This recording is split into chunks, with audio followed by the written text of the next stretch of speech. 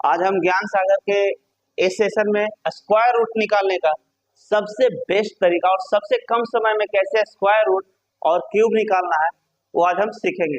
तो क्वेश्चन है 2√196। तो 2√196 इसका निकलेगा कैसे?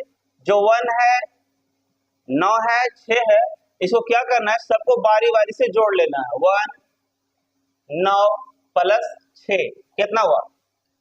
6 9 15 1 16 16 हुआ।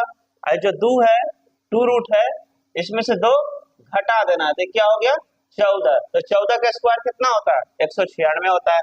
फिर इसको इसी तरह से इसको देखेंगे, 2 है, 8 है, 9 है, इसको भी बारी बारी से जोड़ लेंगे। 2 है प्लस 8 है प्लस 9 है, तो 9 8 17 2 19। 19 में से भी 2 घटाएंगे तो कितना हो गया?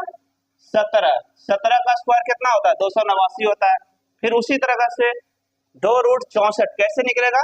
तो 6 है, 4 है, तो सबसे पहले 6 को और 4 को जोड़ेंगे तो कितना हो गया? 10 हो गया। अब 10 में से 2 घटेगा तो कितना हुआ? 8। तो 8 का स्क्वायर कितना हुआ? 64 हुआ।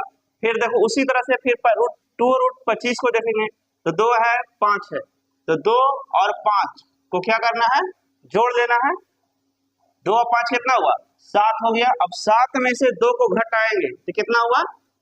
5। अब 5 का स्क्वायर कितना हो गया? 25 हो गया।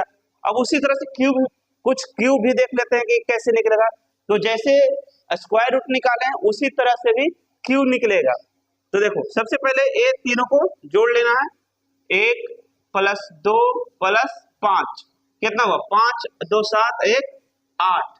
8 है, 8 जो 3 रूट है तो 8 में से 3 घटाना है, हो गया 5। 5 की क्यूब कितना होता है? 125 होता है। जैसे स्क्वायर रूट में 2 घटाना होता है वही क्यूब में 3 घटाना होता है, सभी को जोड़कर।